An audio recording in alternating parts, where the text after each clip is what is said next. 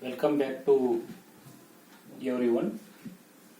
As I am continuing the topic advanced manufacturing systems, in that we have studied the types of automations and types of control systems we have studied. In continuation of that advancements which are happening in the manufacturing systems, that is one very important that advancement it has happened, that is called as the robotics. Where that robotics are used actually. Nowadays we are using the robotics in everywhere here. And where it is necessary here, robotics. Especially now the robotics is much necessary in case of accuracy of the production of the part, which is not possible by the conventional methods or machines, and by the human intervention more it is there. The human errors are taking place more, and it is not possible to move in such a places. Then definitely the robotics has to use, means robots has to use. The learning of how to design a robots and what are the types of the robots and how to design it and how to manufacture it, which are the parameters are taking place in the robots, how the controlling system is there in the robot. Each and every aspect we are studying. The study of that robots in terms of their types, material used and some other parameters here, then that subject is called as the robotics. So next, applications where it is there. Nowadays, in case of the telemedicines, means somewhere that very expertise doctors are available. So patient is in somewhere in there. So next, if the robot is very close to the patient, so by that doctor, the expert doctor is in somewhere away from that patient, they can give a suggestions to the robots. Then robot will operate that patient and cure it, and that will cure it, that will operate it very accurately. So therefore that is one very new advancement. And in case of the space applications, we are sending that robots to the on the surface of the moon, Mars, like that here. That are also one type of robots here. As we know that the bulldozers, earth moving that equipments and loading and unloading here, in that cases, painting also, and in many cases we are using the robots here. And one is accuracy, and another one is speed of that work completion, and the next one, in that zone we cannot work. For example, in the boiler, at the midpoint of the boiler, if we want to measure the temperature where 1500 to 2000 degrees centigrade is there, then it is not possible to move by the human hand.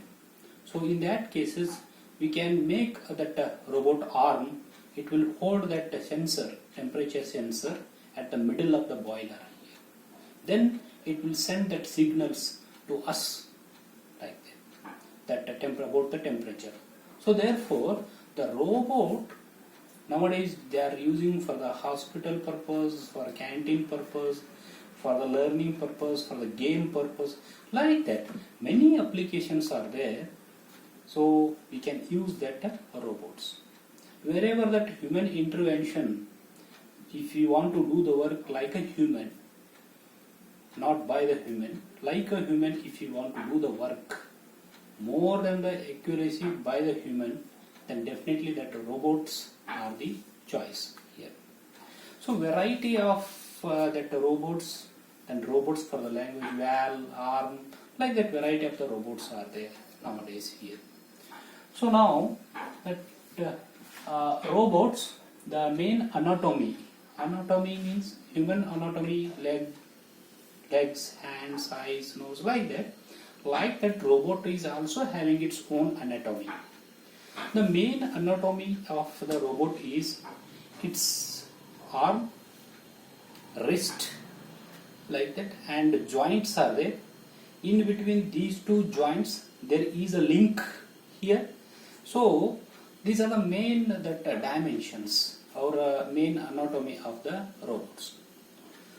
So next, that in that the anatomy, the joints are there. Joints means that is the connection between the two links. For example, if we take this is a joint, this is one the link, this is one link, it will connect here, this is called as the one joint. This joint is there, the variety of joints are coming here. For example, what? For example, these are the types of the joints here. One is a rotational joint. Rotational joint means how this rotational joint, in this joint it will rotate like this here. So our arm cannot rotate here. Just we can take one example here. So this is the object. Just I want to convince you that rotational movement means what. So if I twist here like this, for example, this is one link, this is one link, in between this is joint is there. Then if I twist this one like this, so definitely it is having a rotational movement. So in that joint, rotational movement is allowed. So therefore that joint is called as the rotational joint here. So it is one rotational joint. So next one will comes here now, that is the revolving joint. Revolving joint means total this object itself it will rotates like this. Total object it will rotates, then it is called the revolving joint. For example, for the revolving joint, we can take this example here. So here the wheels are rotating here, this is one, and also wheels are rotating here, that wheels are rotating here, and also this object is also rotating here, and this is also pivot, it is rotating here. So therefore this is a total revolving joint here, and also sometimes this will also rotates like this. This is also called the revolving joint here. The next one will comes, that is the orthogonal. Orthogonal and linear are almost the same. These rotations are there for these joints. R, capital R means rotation, revolving means V, orthogonal means it is O, and linear means L.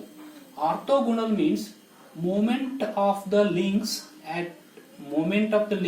which is allowed at 90 degree to each other. Means this is one link, this is one link. If it is allowed to move 90 degree, means in between these two there will be the 90 degree angle, then it is allowed to move a 90 degree angle like this here. So therefore in between these two 90 degree angle, this kind of the joints is called as the orthogonal. Linear means moving the links in a straight line is called as the linear movement of the links. For example, you take this is a joint, this is a kind of the joint, and this is links are there. For example, these are the two links are there. Just you take this one. So next, movement of these links like this here. So moving of these links in a straight line through this joint. Joint is allowing the linear movement here now. Such kind of the joints are called as the linear joints here. So now the linear joints, and next one will comes, it is the twisting. Twisting joint and the rotational almost these are similar. The twisting joint, in the case of the twisting joint we can take like this. This is a twisting joint here, twisting joint, and also this one, it is also a twisting joint. So this is a twisting joint, it is indicated by T usually. These are the types of the joints in case of the robots. These joints are in between that links here. Links, sometimes these are also called as arms here.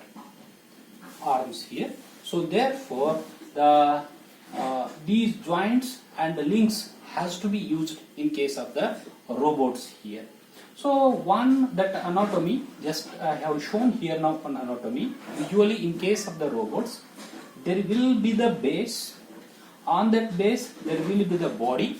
In that body, internally we have fitted some electronic and electrical control systems and servo motors, which will convert the electrical energy into rotary or a linear mechanical energy here. So that kind of arrangements are fitted in this body. Then next one is, these are the links, are there, two links I have shown here. In between these two links there will be the joint.